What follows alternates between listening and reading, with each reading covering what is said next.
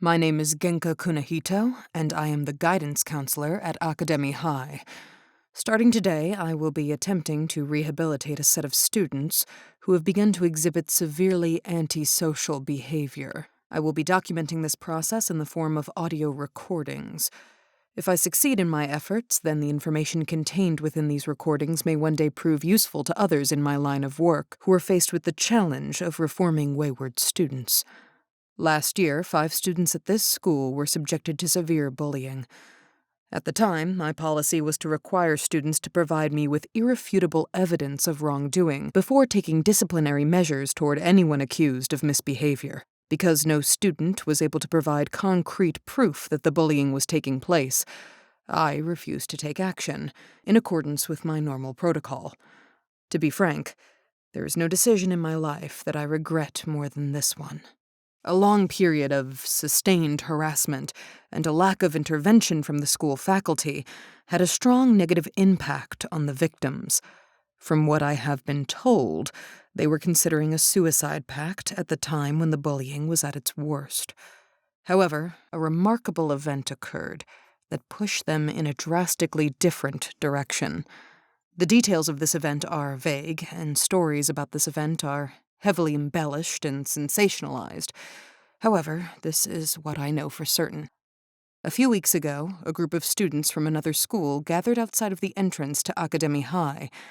They were waiting for a certain student to arrive, a young woman named Osoro Shidesu. Osoro had somehow offended them, and they were planning to retaliate by beating her up in front of the school. Apparently, they wanted to make it clear that they would not tolerate disrespect from anyone at Academy High. Again, the details are fuzzy, but what really matters is what happened next. Osoro single-handedly fought off the group of students that tried to assault her. It's difficult to know how she accomplished this because every version of the story is different. Some reports state that she defeated 10 students one at a time, while other accounts claim that she fought off 100 students simultaneously. Some say she took a weapon from one of the attackers and used it to defend herself against the rest, while others say she was bare-fisted the entire time. All versions of the story end the same way, with Osoro standing at the school's entrance, splattered with blood, surrounded by the maimed bodies of her enemies. Allegedly, she took a coat from one of the students she had defeated and draped it around her shoulders as a trophy commemorating her victory. To this day, she attends school while wearing a tattered coat. For most students, that coat alone is enough evidence that this inconceivable event actually took place. The 5 students who were being bullied were present when Osoro's triumph occurred. They witnessed her achievement firsthand. Instantly, Osoro became an icon to them, a physical embodiment of the idea that a single person can stand against a group of tormentors and prevail. From that day forward, they idolized her, worshipped her like a goddess. They started following her around school at all hours, like baby ducks following their mother. And eventually, they began to imitate her. Osoro had demonstrated that violence was a viable solution to their problems, and that a fearsome reputation would keep their enemies away. The 5 bullied students began acting exactly like Osoro. Gruff, unfriendly, standoffish. They dyed their hair blonde, exactly like hers. They styled their hair to give themselves the appearance of rebellious punks, and began carrying long, blunt objects at all times. They began showing up late to class, disrespecting faculty members, and so forth. They were originally targeted by bullies because they were the meekest students at school, and now they had become the exact opposite. Needless to say, the bullying stopped, but at a cost. The rest of the students at school began to fear them and avoid them, referring to them as the delinquents. Perhaps this is exactly what they wanted. Perhaps they'd rather be feared and hated than bullied and victimized. Regardless, the faculty and the headmaster began to view them as a growing problem.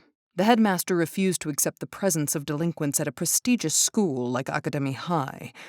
In the most recent faculty meeting, he announced that he was going to expel them all, including Osoro, purely for being a negative influence. However, someone stopped him. Someone spoke up in the delinquents' defense. It took a lot of begging, a lot of pleading, a lot of bargaining, but someone managed to stop the headmaster from expelling the delinquents. That someone was me. I feel responsible. No, I am responsible for what happened to those 5 students. I should have stepped in when I heard the initial reports of bullying. I should have put a stop to it when I had the chance. If I'd taken action back then, they never would have been driven to such desperate measures.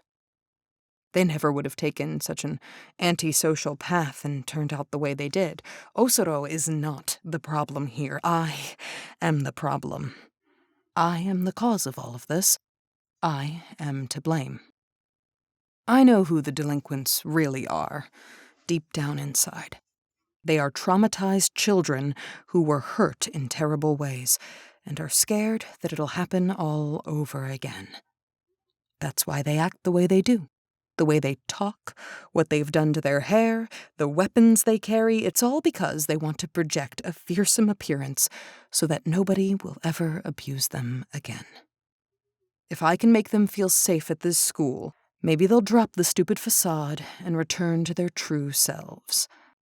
I eventually managed to convince the headmaster to give me 10 weeks to rehabilitate the delinquents.